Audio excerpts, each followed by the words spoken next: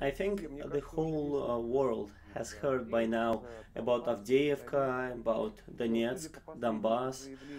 Even Trump and Poroshenko right now are talking about this. But the first question I want to ask is why?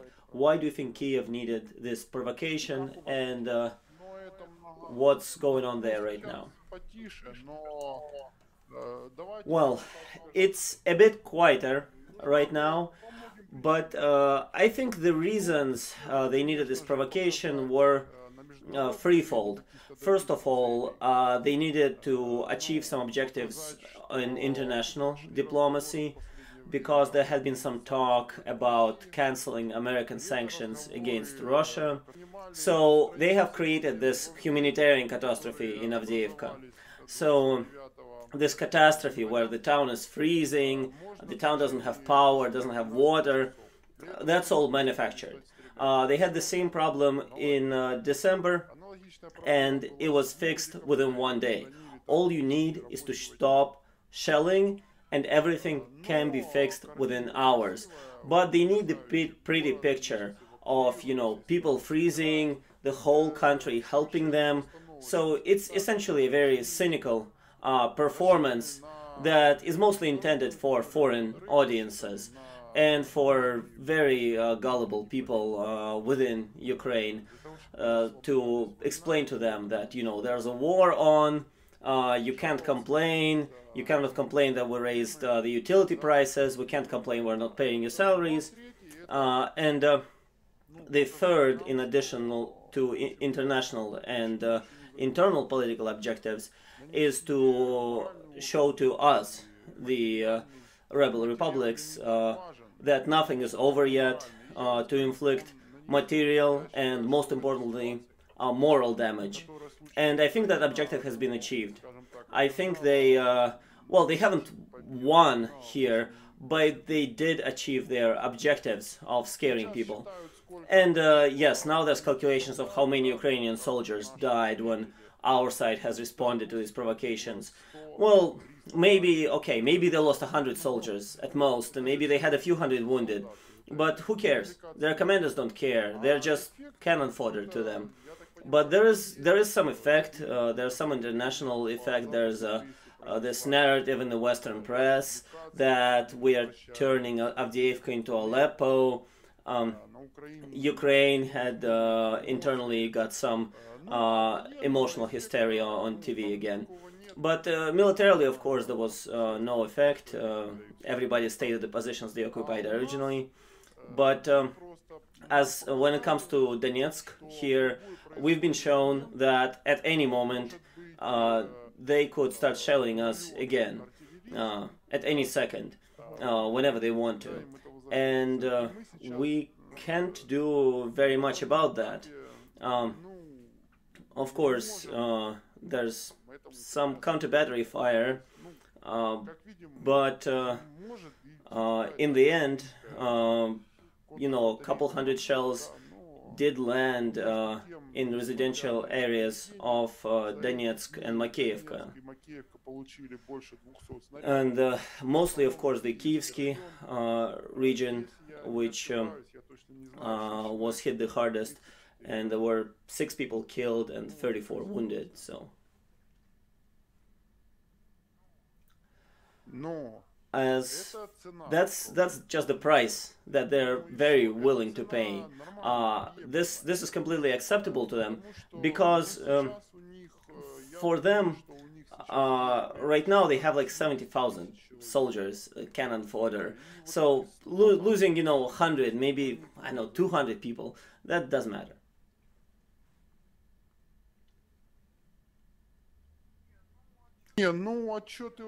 Yes, OSCE reports, they're kind of ignored in Western press. They actually sometimes say that both sides are shelling. They can even condemn Ukrainians once in a while. Especially right now, they've been pissed off because one of their bosses has been shelled by the Kiev soldiers. But it's the technology here, like what happened, is extremely simple. In the days, in about the week before this escalation, the Ukrainian TV has been talking quite extensively. You know, channels like Gramatsky, Espresso, various experts were talking on TV that Trump has come to power in America and he might cancel sanctions against Russia. So, and how does he dare to talk to Putin directly? So they had this problem. And this is the solution that they came up with. So if you look at what Poroshenko says, he has said a very key phrase, very openly. I hope that after these actions of Russian terrorists in Avdiivka, there would be no talk about canceling sanctions against Russia. So it's extremely transparent what they're doing. Next, I don't really understand American politics very well, but it seems to be quite obvious that there's this struggle between those factions of, you know, Democrats or Republicans or what they call them. So Trump is connected in some ways with this detente normalization with Russia. You know, in internal American politics, he's painted as the friend of Russia. They're talking about Russia helping him win elections. So Russia is associated with Trump. Now they're showing a picture of Russia, you know, freezing people in Avdiivka, shelling people mercilessly. So essentially we're used as a pawn in internal American politics. And, you know, we're simply used because it's a convenient location, a convenient method of painting this picture. And you know, there's many other elections coming up. There's elections in France, in Germany, so maybe they'll start shelling us again when that happens. Every, you know, every 100, 200 shells every time there's elections somewhere abroad. Well, looks like that's how it's going to be, especially for the Kievsky residential district.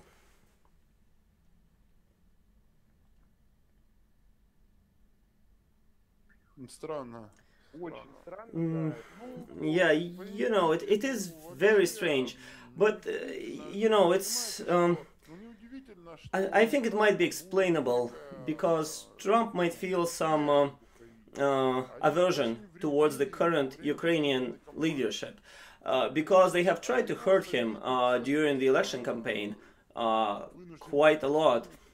They forced his advisor Manafort to leave his campaign.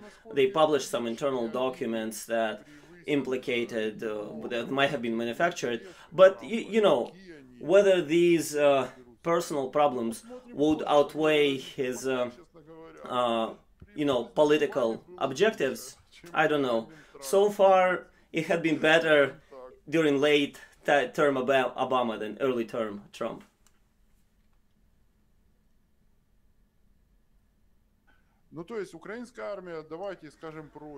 So, let's explain this simply. Ukrainian army right now has enough running equipment and ammo and shells and people to have one large military operation campaign the size of 2014 campaign. Everybody understands this, especially the Ukrainian army command. Of course, they scream that they're the strongest, etc., but they will not commit to a major offensive. It's unrealistic. From our side, the number of combat troops is probably 2-3 times less, but we have approximately the same amount of heavy equipment, which is quite sufficient to prevent them from conducting any major successful offensive operations without very heavy casualties and take some large city. So that's also completely unrealistic. So the whole war that they are talking about is essentially like what we see these days. Despite this huge international hysteria around what's going on, all the battles, so-called, are essentially small clashes between near Avdiivka in the industrial area and to the west of Novoazovsk in the field, in Sakhanka village and Kominternovo village. So overall, these clashes are, platoon level or so. At most, they are like company level. So that is the size of the real war that we see these days. The artillery that's firing in this war zone is also not used in, large amounts. They fire one battery, several mortars at a time, maybe two free Grad launchers from time to time. Of course, it's not the same cannons, not the same launchers every time, but overall the intensity is not very high. But this level of violence is enough to have international implications in the world, and of course the cities still get hit 200 times. Yeah, these rumors about the Tuchka-U ballistic missile, like in 2014, that was just on social network, that was just hype. There was no Tochka-U Scud. So officially, that huge explosion was the Uragan Heavy MLRS. And unofficially, it was most likely a detonation of a truck for some reason. Maybe it was hit, maybe it exploded, but a truck detonated with explosives carrying shells.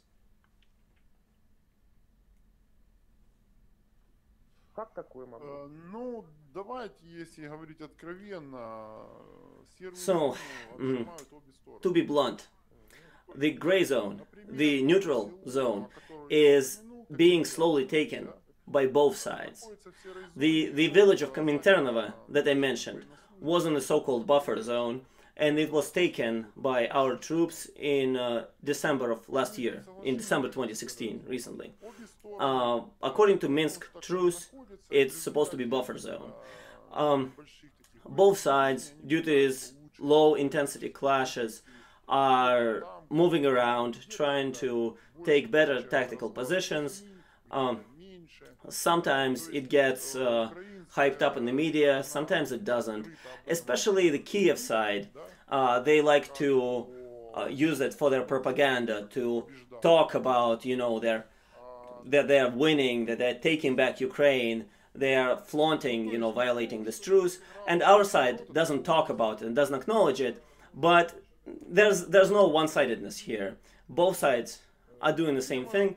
So overall, militarily, we are fighting back. The problem is that we're not fighting back on the non-military, so-called terrorist levels.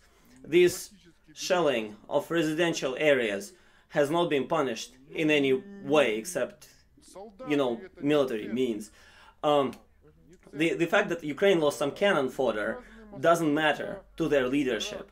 The people who ordered it were not punished. The assassinations of our leadership are not punished. Yesterday in Lugansk, the guy who was murdered, he was essentially the leader of the Lugansk army. So, of course, in the past, they had some people murdered due to various business interests or, struggles for power, but this assassination was purely a UAF sabotage operation against the commanding officer of the Lugansk People's Militia Corps. And there won't be a response in kind, I don't think. We've been avoiding those things. So the commander of the Ukrainian army sector will not be assassinated in response. So that's highly unlikely. So that lack of proper response pushes the Kiev leadership to do the same thing, as they say. So I think they will continue doing the same things, unfortunately.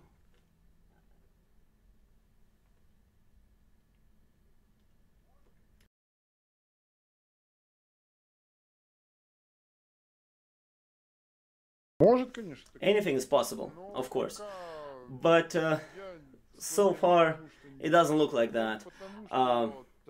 Because, at the very least, Trump is still struggling with his internal political enemies, and they are not, novices. They are not nice people. They will not say, oh, Trump won, let's just sit quietly for 4 or 5 years until the next elections. So that depends on the outcome there in America. If things stay the same that they are now, then we will have shelling from time to time, whenever they want it. If he wants to change it and he loses, or the struggle escalates, then they will fight back against him, including by flare-ups in our area. And if he finally triumphs over his opposition, then maybe they'll quit shelling us as well, because we'll no longer be needed.